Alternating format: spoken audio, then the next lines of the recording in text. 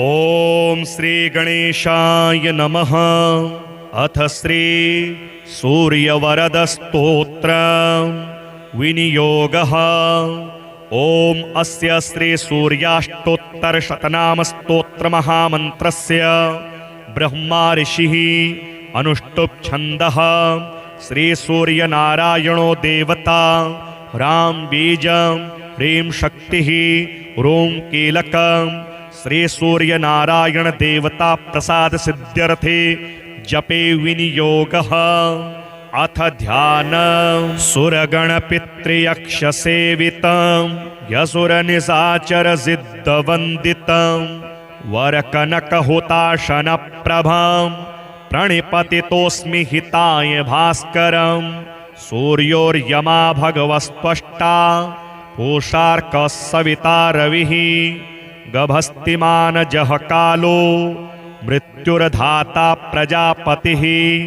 वैशम्पायन उवाच शृणुष्वावहितो राजन् शुचिर्भूत्वा समाहितः। क्षणं च कुरु राजेन्द्र गुह्यं वक्ष्यामि ते हितं। धौम्येन तु यथा प्रोक्तं पार्थाय सुमहात्मने नाम्नामष्टोत्तरं पुण्यं शतं तच्छृणु भूपते। ॐ सूर्योर्यमा भगस्त्वष्टा पूषार्कः सविता रविः गभस्तिमानजः कालो मृत्युर्धाता प्रभाकरः। पृथिव्यापश्च तेजश्च खं वायुश्च परायणः। सोमो बृहस्पतिः शुक्रो बुधोऽङ्गारक एव च। इन्द्रो विवस्वान् दीप्तांशुः शुचिः शौरिः शनैश्चर।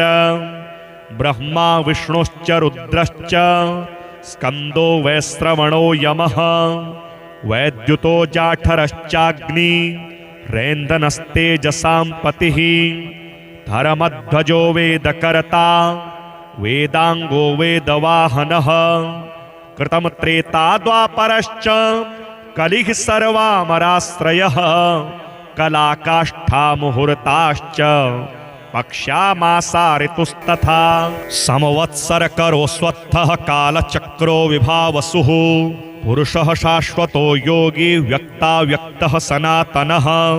लोकाध्यक्षः प्रजाध्यक्षो विश्वकर्मा तमोनुदः। वरुणः सागरोष्णुश्च जीमूतो जीवनोरिह। भूताश्रयो भूतपतिः सर्वलोक नमस्कृतः। स्रष्टा संवर्तको वह्निः सर्वस्यादिरलोलुपः। अनन्तः कपिलो भानुः कामदः सर्वतोमुखः। जयो विशालो वरदः सर्वधातुनिचोषिता। मनः सुपर्णो भूतादिः शीघ्रगः प्राणधारणः।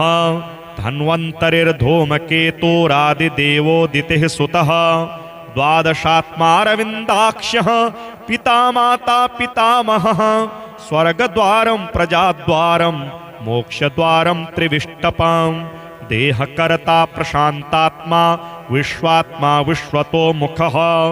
चराचरात्मा सूक्ष्मात्मा मैत्रेण वपुसान्वितः। एतद्वै कीर्तनीयस्य सूर्यस्यैव महात्मनः। नाम्नामष्टशतं पुण्यं शक्रेणोक्तं महात्मना। शक्राच्च नारदः प्राप्तो धौम्यश्च तदनन्तरं। धौम्याद्युधिष्ठिरः प्राप्य सर्वान् कामान् वाप्तवान्। सुरपितृगणयक्षसेवितं यसुरनिशाचर सिद्धवन्दितं वरकनकहुताशनप्रभं त्वमपि मनस्यभिदेहि भास्करं। सूर्योदये यस्तु समाहितः पठेत् स पुत्रलाभं धनरत्नसञ्जयान्। लभेत जातिस्मरतां सदा नरः स्मृतिं च मेधां च स विन्दते पराम्। इमं स्तवं देववरस्य यो नरः प्रकीर्तयेच्छुचिसुमनाः समाहितः। विमुञ्चते शोकदवाग्निसागरान् लभेत कामान् मनसा यथेप्सितान्। विनियोगः। ओम अस्य श्री सूर्याष्टोत्तर शतनाम स्तोत्र महामंत्रस्य ब्रह्मा ऋषिः अनुष्टुप् छन्दः श्री सूर्य नारायणो देवता राम बीजं ह्रीं शक्तिः ॐ कीलकं श्री सूर्य नारायण देवता प्रसाद सिद्ध्यर्थे जपे विनियोगः। अथ ध्यानं सुरगण पितृयक्ष सेवितं यसुरनिशाचर सिद्धवन्दितं वरकनकहुताशन प्रभं प्रणिपतितोऽस्मि हिताय भास्करं सूर्योर्यमा भगवस्त्वष्टा पूषार्कः सविता रविः गभस्तिमानजः कालो मृत्युर्धाता प्रजापतिः। वैशम्पायन उवाच शृणुष्वावहितो राजन् शुचिर्भूत्वा समाहितः क्षणं च कुरु राजेन्द्र गुह्यं वक्ष्यामि ते हितं। धौम्येन तु यथा प्रोक्तं पार्थाय सुमहात्मने नाम्नामष्टोत्तरं पुण्यं शतं तच्छृणु भूपते। ॐ सूर्योर्यमा भगस्त्वष्टा पूषार्कः सविता रविः गभस्तिमानजः कालो मृत्युर्धाता प्रभाकरः।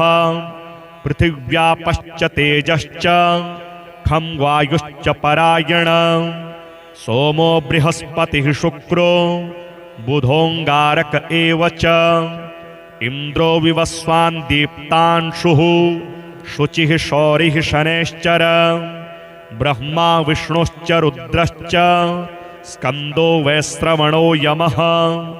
वैद्युतो जाठरश्चाग्नि रेन्दनस्तेजसां पतिः। धर्मध्वजो वेदकर्ता वेदांगो वेदवाहनः।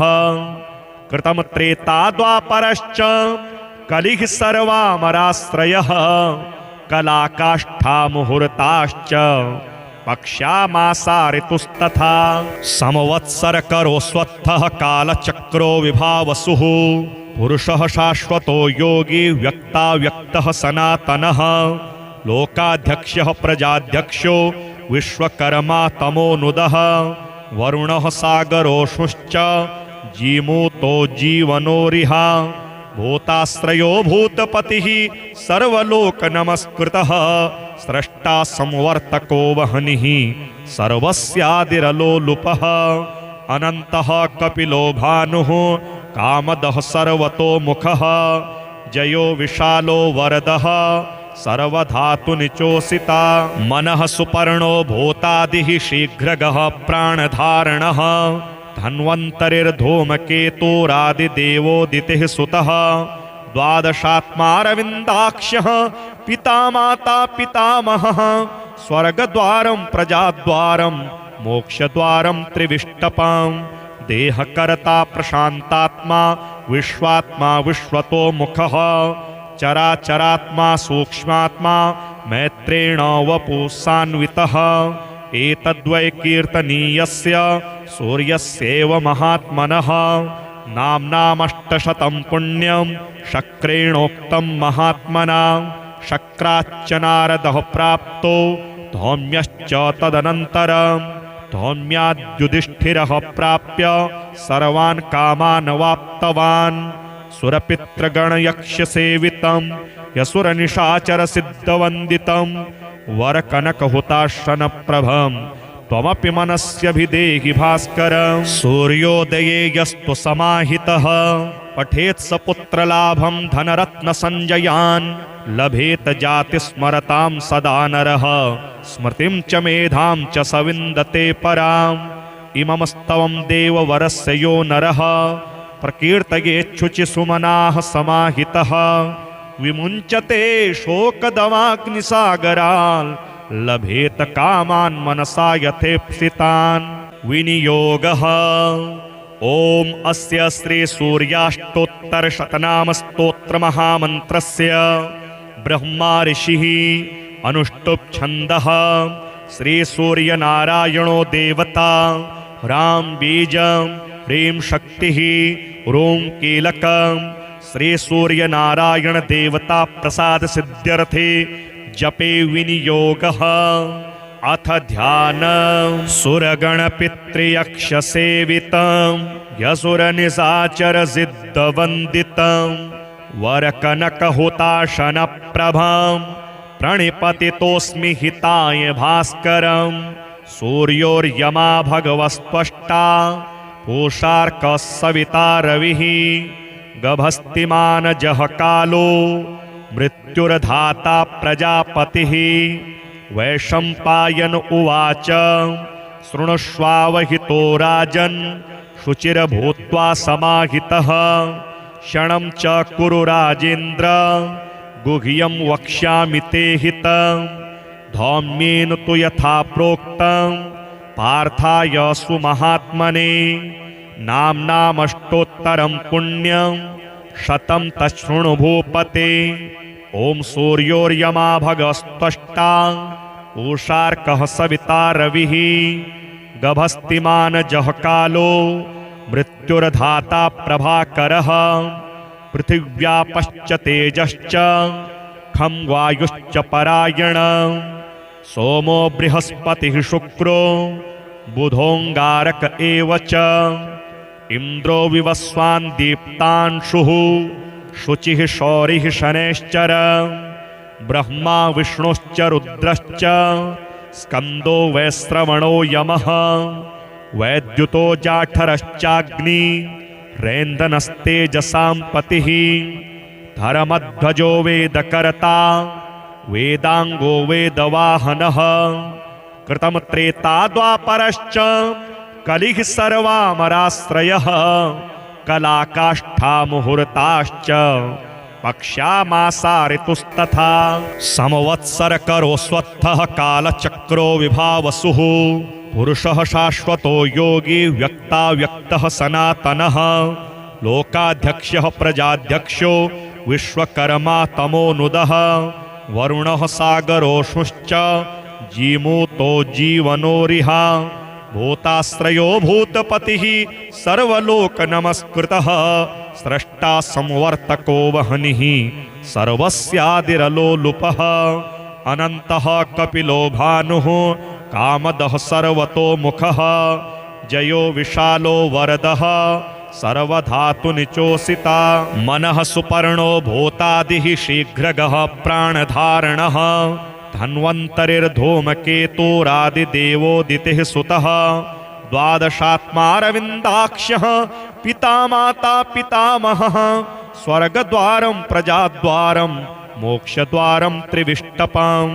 देहकर्ता प्रशान्तात्मा विश्वात्मा विश्वतोमुखः चराचरात्मा सूक्ष्मात्मा मैत्रेण वपुसान्वितः एतद्वै कीर्तनीयस्य सूर्यस्यैव महात्मनः नाम्नामष्टशतं पुण्यं शक्रेणोक्तं महात्मना शक्राच्च नारदः प्राप्तो धौम्यश्च तदनन्तरं धौम्याद्युधिष्ठिरः प्राप्य सर्वान् कामान् वाप्तवान् सुरपितृगणयक्षसेवितं यसुरनिशाचरसिद्धवन्दितं वरकनकहुताशनप्रभं त्वमपि मनस्यभिदेहि भास्कर।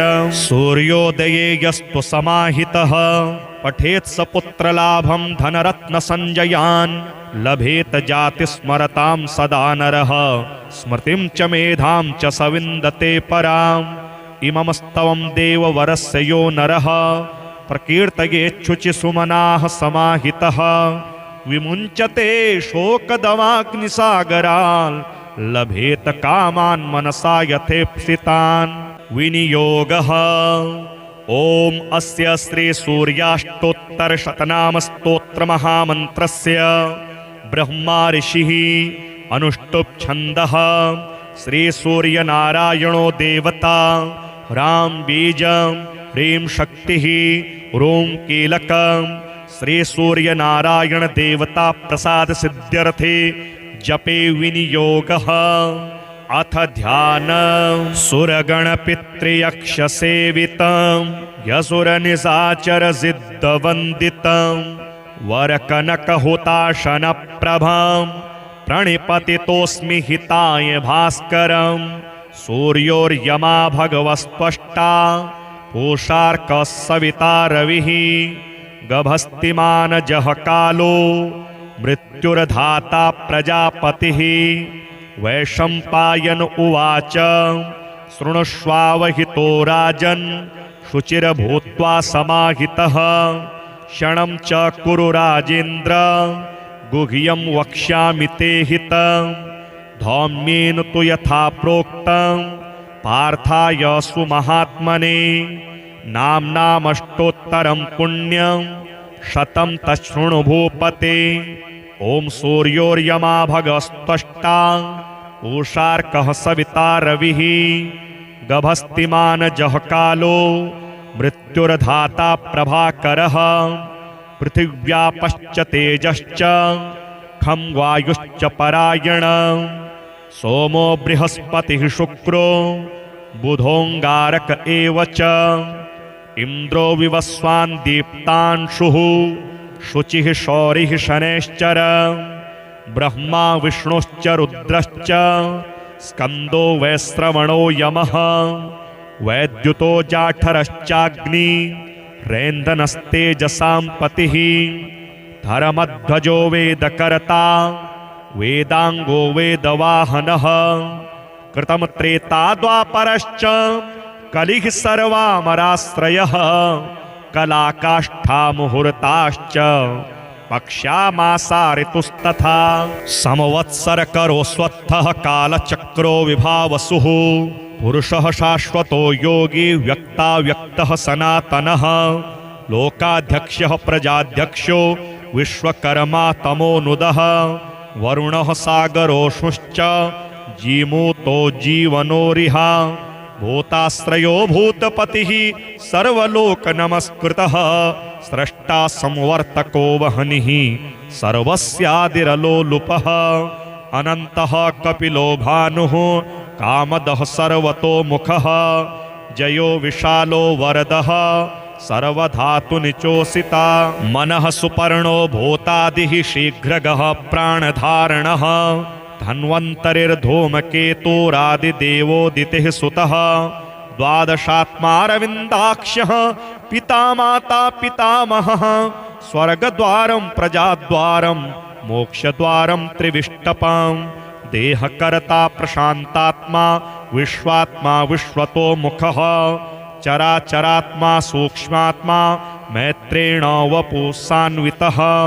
एतद्वै कीर्तनीयस्य सूर्यस्यैव महात्मनः। नाम्नामष्टशतं पुण्यं शक्रेणोक्तं महात्मना। शक्राच्च नारदः प्राप्तो धौम्यश्च तदनन्तरम्। धौम्याद्युधिष्ठिरः प्राप्य सर्वान् कामान् वाप्तवान्।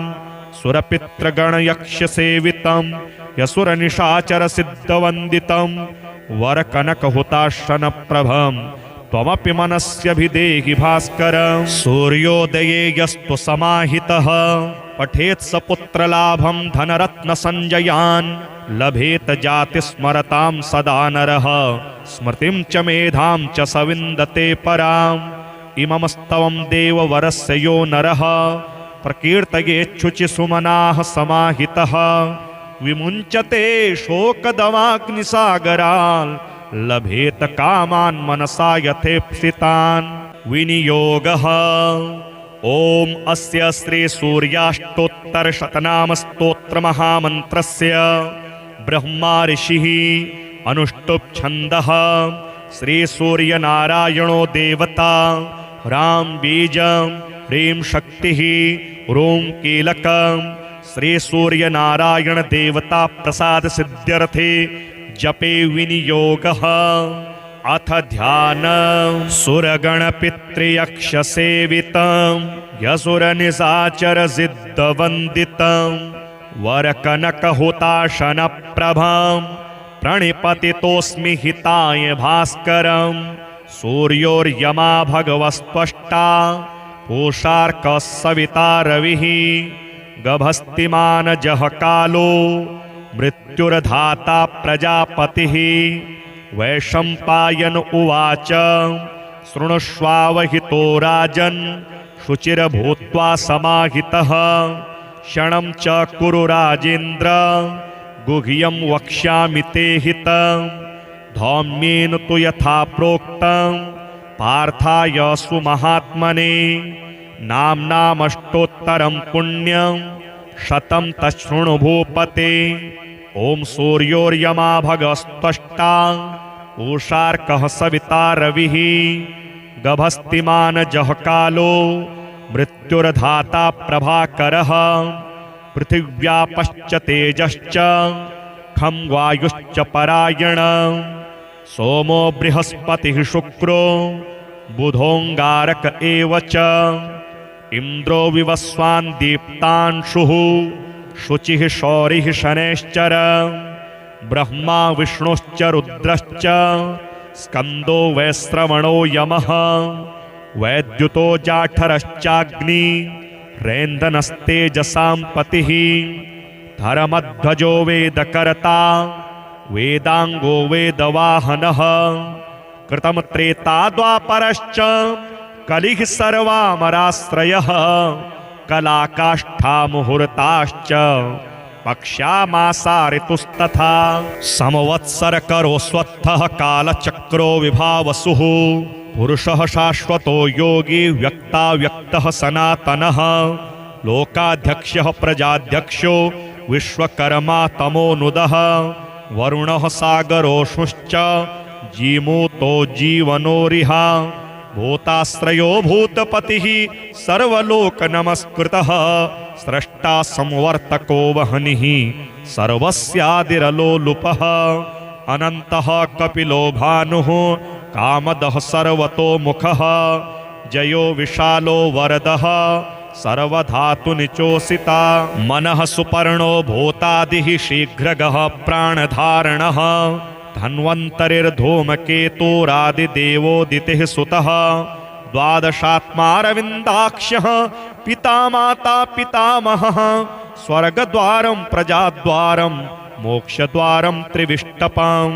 देहकर्ता प्रशान्तात्मा विश्वात्मा विश्वतोमुखः चराचरात्मा सूक्ष्मात्मा मैत्रेण वपुसान्वितः एतद्वै कीर्तनीयस्य सूर्यस्यैव महात्मनः नाम्नामष्टशतं पुण्यं शक्रेणोक्तं महात्मना शक्राच्च नारदः प्राप्तो धौम्यश्च तदनन्तरं धौम्याद्युधिष्ठिरः प्राप्य सर्वान् कामान् वाप्तवान् सुरपितृगणयक्षसेवितं यसुरनिशाचरसिद्धवन्दितं वरकनकहुताशनप्रभं त्वमपि मनस्यभिदेहि भास्करं सूर्योदये यस्तु समाहितः पठेत् स पुत्रलाभं धनरत्नसञ्जयान् लभेत जातिस्मरतां सदा नरः स्मृतिं च मेधां च स विन्दते पराम् इममस्तवं देववरस्य यो नरः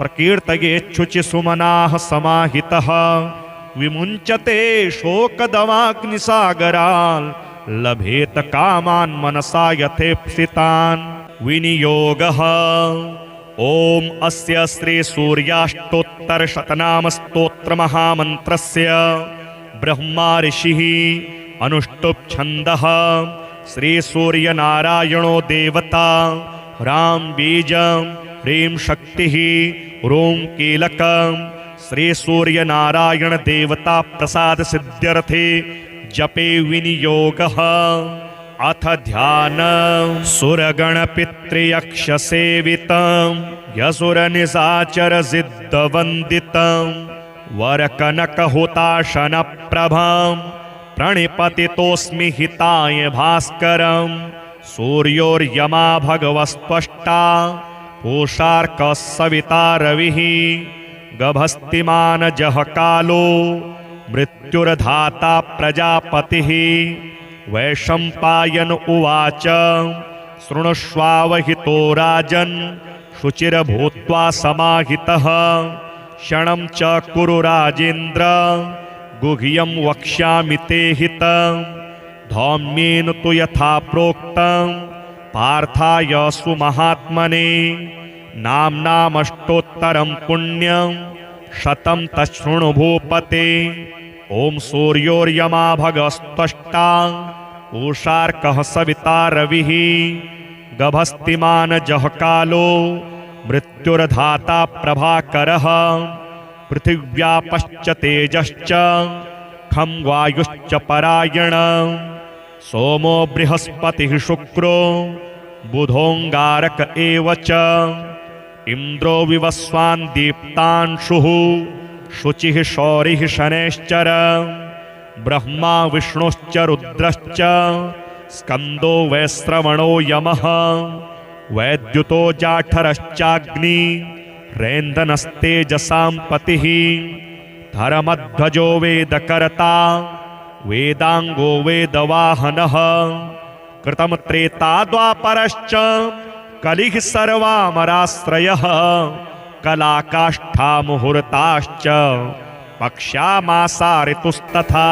संवत्सरकरोऽस्वत्थः कालचक्रो विभावसुः पुरुषः शाश्वतो योगी व्यक्ताव्यक्तः सनातनः लोकाध्यक्षः प्रजाध्यक्षो विश्वकर्मा तमोनुदः वरुणः सागरोऽश्नुश्च जीमूतो जीवनोरिहा भूताश्रयो भूतपतिः सर्वलोकनमस्कृतः स्रष्टा संवर्तको वह्निः सर्वस्यादिरलोलुपः अनन्तः कपिलो भानुः कामदः सर्वतोमुखः जयो विशालो वरदः सर्वधातुनिचोषिता मनः सुपर्णो भूतादिः शीघ्रगः प्राणधारणः धन्वन्तरिर्धूमकेतुरादिदेवोदितिः सुतः द्वादशात्मारविन्दाक्ष्यः पिता माता पितामहः स्वर्गद्वारं प्रजाद्वारं मोक्षद्वारं त्रिविष्टपं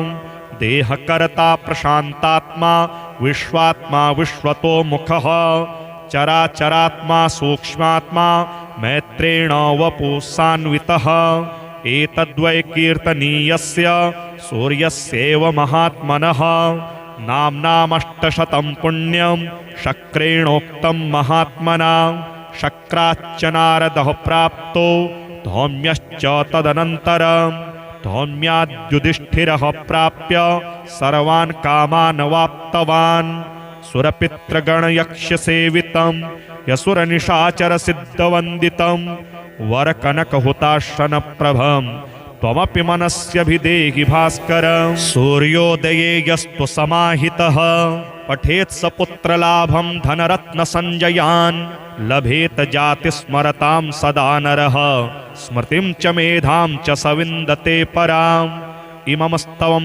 देववरस्य यो नरः प्रकीर्तयेच्छुचिसुमनाः समाहितः विमुञ्चते शोकदवाग्निसागरान् लभेत कामान् मनसा यथेप्सितान् विनियोगः ॐ अस्य श्री सूर्याष्टोत्तरशतनाम स्तोत्रमहामन्त्रस्य ब्रह्मा ऋषिः अनुष्टुप् छन्दः श्री सूर्यनारायणो देवता ह्रां बीजं ह्रीं शक्तिः ॐ कीलकं श्री सूर्यनारायण देवता प्रसाद सिद्ध्यर्थे जपे विनियोगः अथ ध्यानं सुरगणपितृयक्षसेवितं यसुरनिशाचरसिद्धवन्दितं वरकनकहुताशनप्रभं प्रणिपतितोऽस्मि हिताय भास्करं सूर्योर्यमा भगवस्त्वष्टा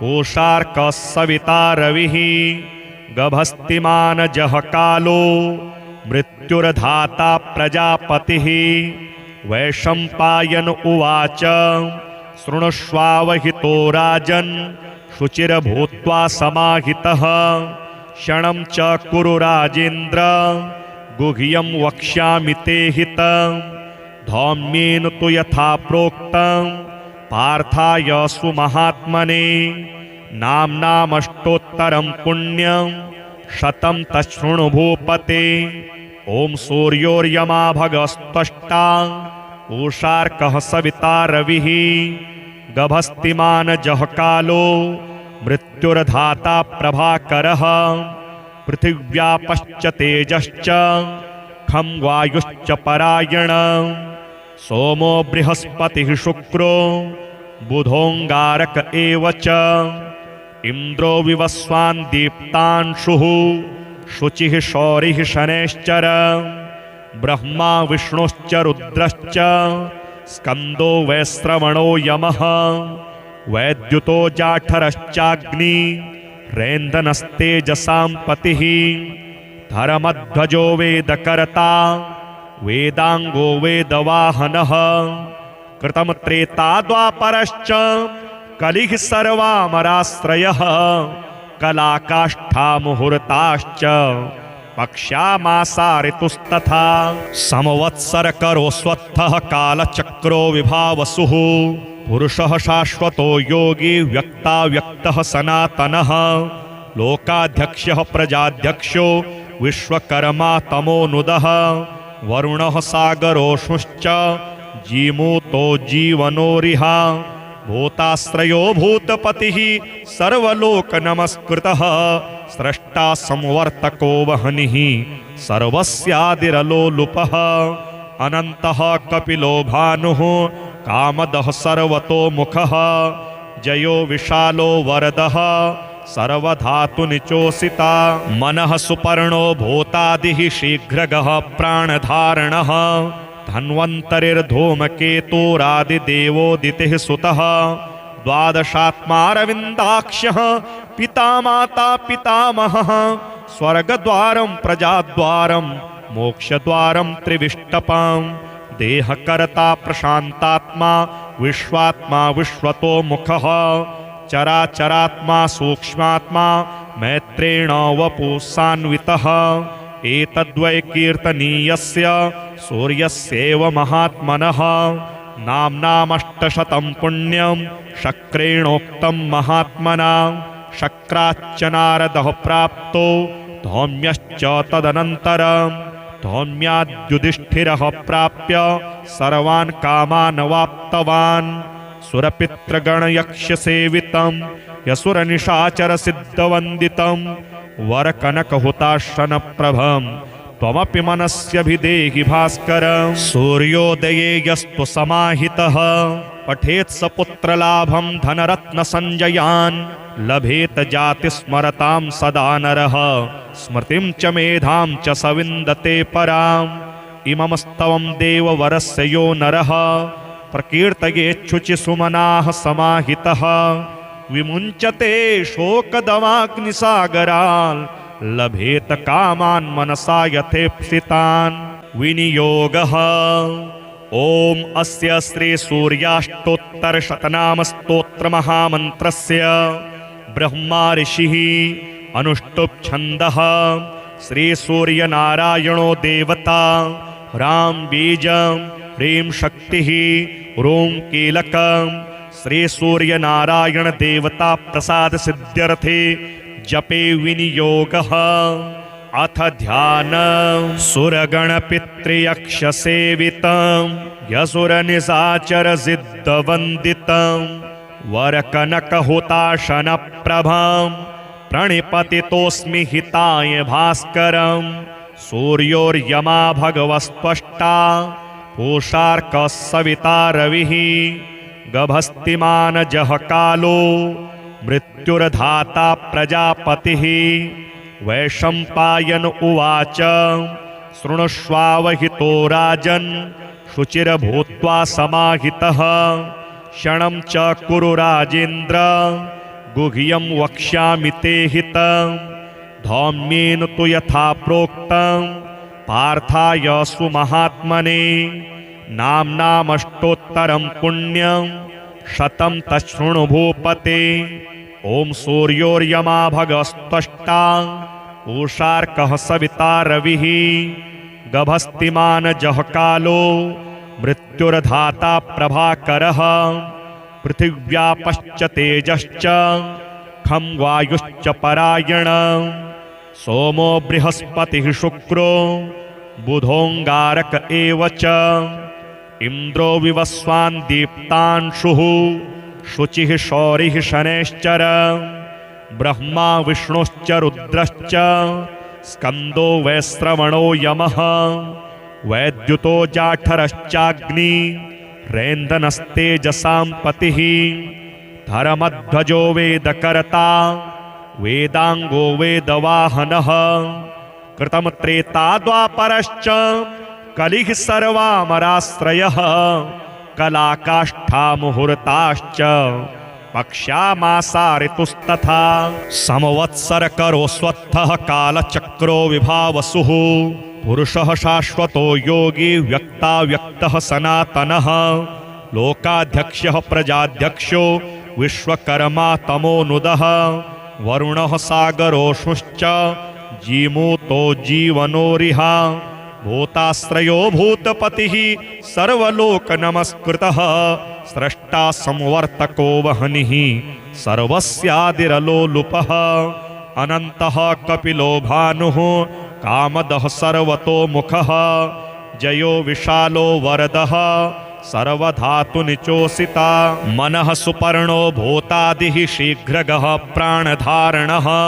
धन्वन्तरिर्धूमकेतुरादिदेवोदितिः सुतः द्वादशात्मारविन्दाक्षः पिता माता पितामहः स्वर्गद्वारं प्रजाद्वारं मोक्षद्वारं त्रिविष्टपं देहकर्ता प्रशान्तात्मा विश्वात्मा विश्वतोमुखः चराचरात्मा सूक्ष्मात्मा मैत्रेण वपुसान्वितः एतद्वै कीर्तनीयस्य सूर्यस्यैव महात्मनः नाम्नामष्टशतं पुण्यं शक्रेणोक्तं महात्मना शक्राच्च नारदः प्राप्तो धौम्यश्च तदनन्तरं धौम्याद्युधिष्ठिरः प्राप्य सर्वान् कामान् वाप्तवान् सुरपितृगणयक्षसेवितं यसुरनिशाचरसिद्धवन्दितं वरकनकहुताशनप्रभं त्वमपि मनस्यभिदेहि भास्करं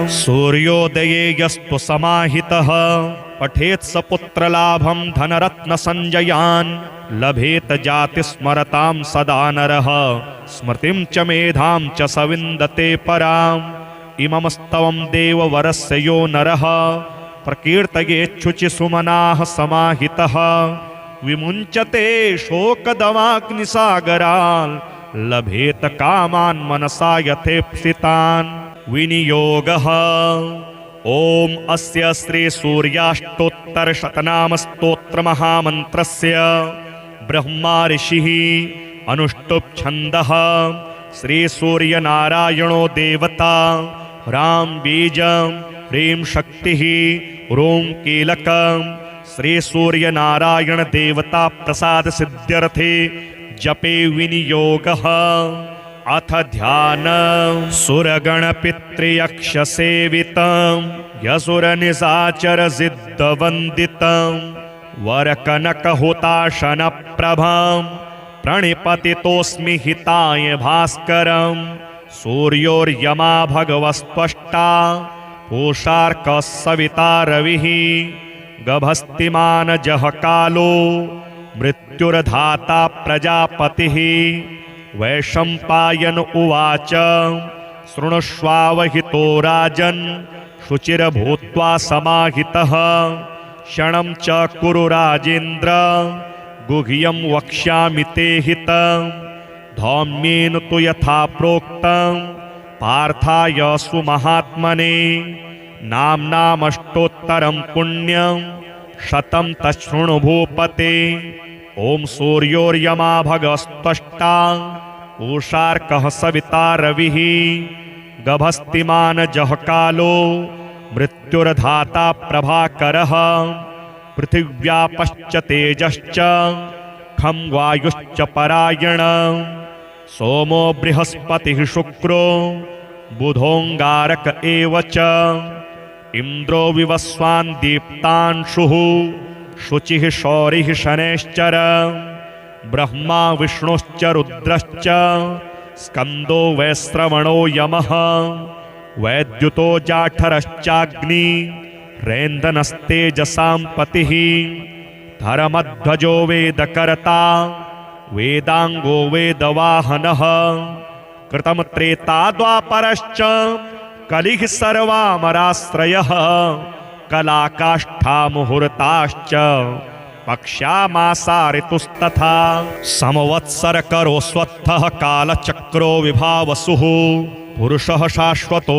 योगी व्यक्ताव्यक्तः सनातनः लोकाध्यक्षः प्रजाध्यक्षो विश्वकर्मा तमोनुदः वरुणः सागरोषुश्च जीमूतो जीवनोरिहा भूताश्रयो भूतपतिः सर्वलोकनमस्कृतः स्रष्टा संवर्तको वह्निः सर्वस्यादिरलोलुपः अनन्तः कपिलो भानुः कामदः सर्वतोमुखः जयो विशालो वरदः सर्वधातुनिचोषिता मनः सुपर्णो भूतादिः शीघ्रगः प्राणधारणः धन्वन्तरिर्धूमकेतुरादिदेवोदितिः सुतः द्वादशात्मारविन्दाक्षः पिता माता पितामहः स्वर्गद्वारं प्रजाद्वारं मोक्षद्वारं त्रिविष्टपं देहकर्ता प्रशान्तात्मा विश्वात्मा विश्वतोमुखः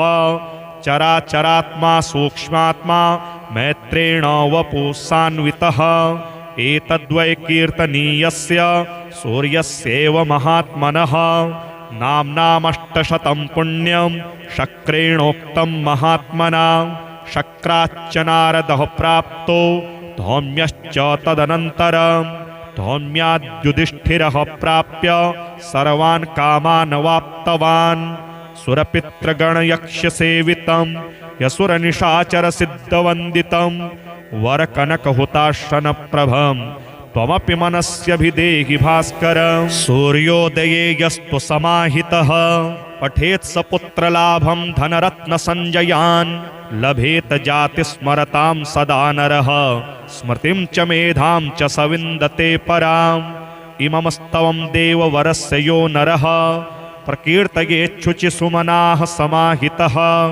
विमुञ्चते शोकदमाग्निसागरान् लभेत कामान् मनसा यथेप्सितान् विनियोगः ॐ अस्य श्री सूर्याष्टोत्तरशतनामस्तोत्रमहामन्त्रस्य ब्रह्मा ऋषिः अनुष्टुप् छन्दः श्री सूर्यनारायणो देवता ह्रां बीजं ह्रीं शक्तिः ॐ कीलकं श्री सूर्यनारायण देवता प्रसाद सिद्ध्यर्थे जपे विनियोगः अथ ध्यानं सुरगणपितृयक्षसेवितं यसुरनिशाचरसिद्धवन्दितं वरकनकहुताशनप्रभं प्रणिपतितोऽस्मि हिताय भास्करं सूर्योर्यमा भगवस्त्वष्टा पूषार्कः सविता रविः गभस्तिमानजः कालो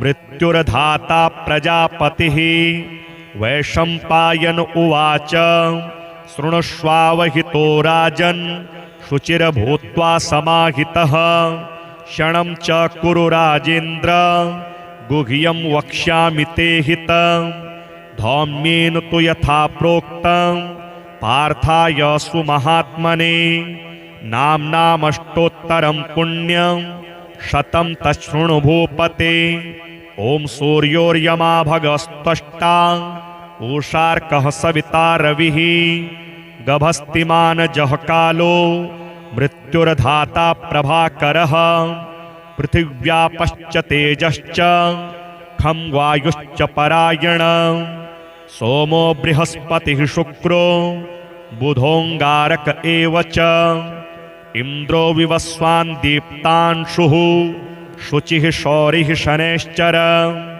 ब्रह्मा विष्णुश्च रुद्रश्च स्कन्दो वैश्रवणो यमः वैद्युतो जाठरश्चाग्नि रेन्दनस्तेजसां पतिः धर्मध्वजो वेदकर्ता वेदाङ्गो वेदवाहनः कृतं त्रेता द्वापरश्च कलिः सर्वामराश्रयः कलाकाष्ठा मुहूर्ताश्च पक्ष्यामासा ऋतुस्तथा समवत्सरकरो स्वत्थः कालचक्रो विभावसुः पुरुषः शाश्वतो योगी व्यक्ताव्यक्तः सनातनः लोकाध्यक्षः प्रजाध्यक्षो विश्वकर्मा तमोनुदः वरुणः सागरोषुश्च जीमूतो जीवनोरिहा भूताश्रयो भूतपतिः सर्वलोकनमस्कृतः स्रष्टा संवर्तको वह्निः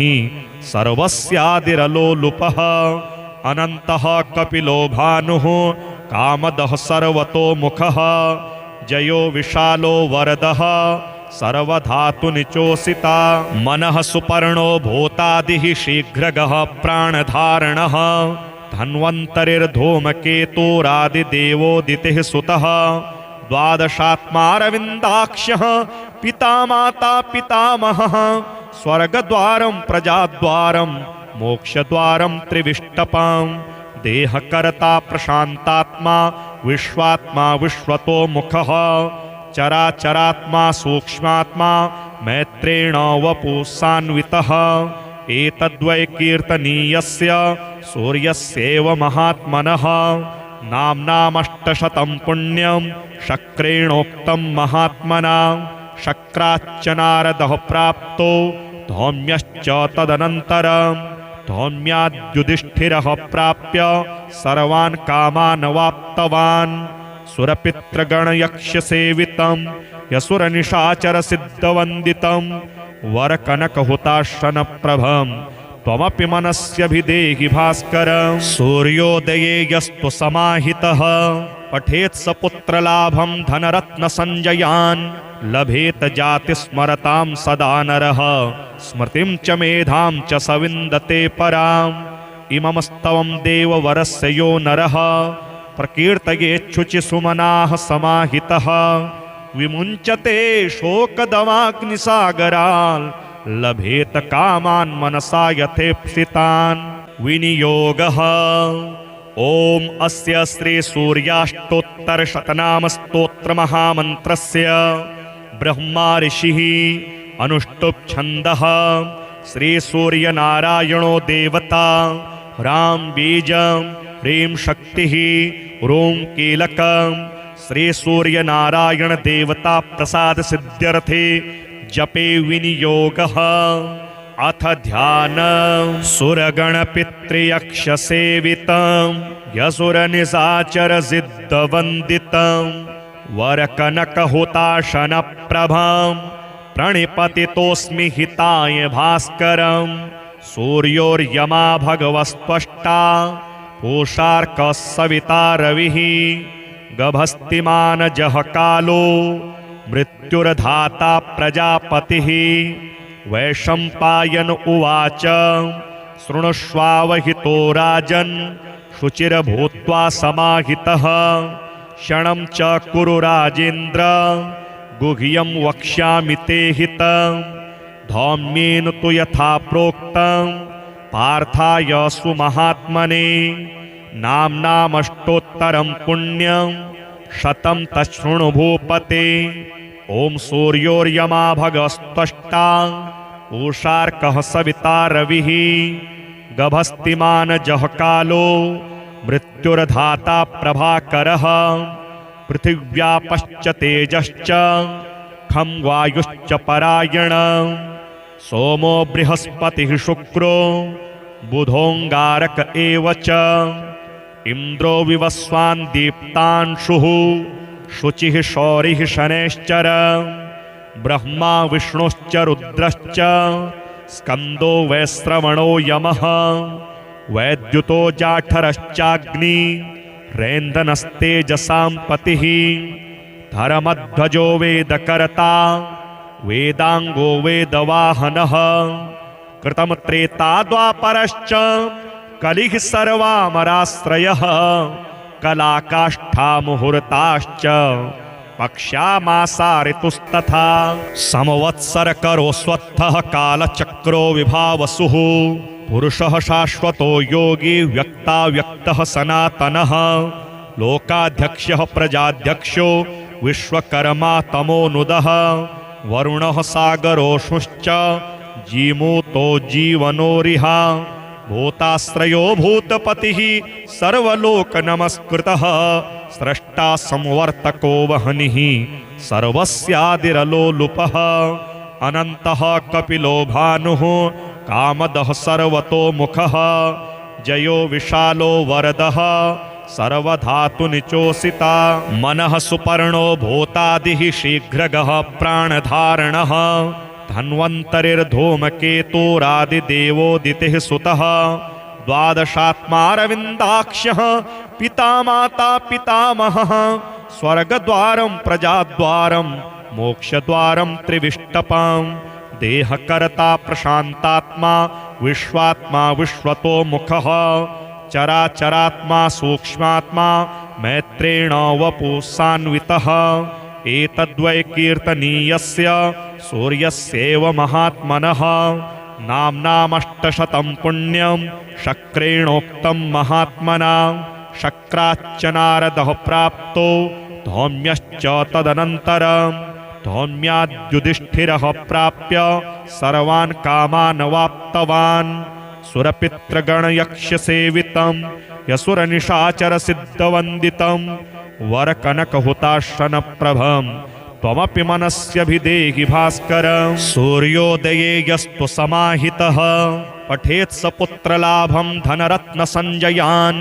लभेत जातिस्मरतां सदा नरः स्मृतिं च मेधां च स विन्दते पराम् इममस्तवं देववरस्य यो नरः प्रकीर्तयेच्छुचिसुमनाः समाहितः विमुञ्चते शोकदवाग्निसागरान् लभेत कामान् मनसा यथेप्सितान् विनियोगः ॐ अस्य श्री सूर्याष्टोत्तरशतनामस्तोत्रमहामन्त्रस्य ब्रह्मा ऋषिः अनुष्टुप् छन्दः श्री सूर्यनारायणो देवता राम बीजं ह्रीं शक्तिः ॐ कीलकं श्री सूर्यनारायण देवता प्रसाद सिद्ध्यर्थे जपे विनियोगः अथ ध्यानं सुरगणपितृयक्षसेवितं यसुरनिशाचरसिद्धवन्दितं वरकनकहुताशनप्रभं प्रणिपतितोऽस्मि हिताय भास्करं सूर्योर्यमा भगवस्त्वष्टा पूषार्कः सविता रविः गभस्तिमानजः कालो मृत्युर्धाता प्रजापतिः वैशम्पायन उवाच शृणुष्वावहितो राजन् शुचिर्भूत्वा समाहितः क्षणं च कुरु राजेन्द्र गुह्यं वक्ष्यामि ते हितं धौम्येन तु यथा प्रोक्तं पार्थाय सुमहात्मने नाम्नामष्टोत्तरं पुण्यं शतं तच्छृणु भूपते ॐ सूर्योर्यमा भगस्त्वष्टा पूषार्कः सविता रविः गभस्तिमानजः कालो मृत्युर्धाता प्रभाकरः पृथिव्यापश्च तेजश्च खं वायुश्च परायण सोमो बृहस्पतिः शुक्रो बुधोऽङ्गारक एव च इन्द्रो विवस्वान् दीप्तांशुः शुचिः शौरिः शनैश्चर ब्रह्मा विष्णुश्च रुद्रश्च स्कन्दो वैश्रवणो यमः वैद्युतो जाठरश्चाग्नि रेन्दनस्तेजसां पतिः धर्मध्वजो वेदकर्ता वेदाङ्गो वेदवाहनः कृतं त्रेता द्वापरश्च कलिः सर्वामराश्रयः कलाकाष्ठा मुहूर्ताश्च पक्ष्यामासा ऋतुस्तथा संवत्सरकरो स्वत्थः कालचक्रो विभावसुः पुरुषः शाश्वतो योगी व्यक्ताव्यक्तः सनातनः लोकाध्यक्षः प्रजाध्यक्षो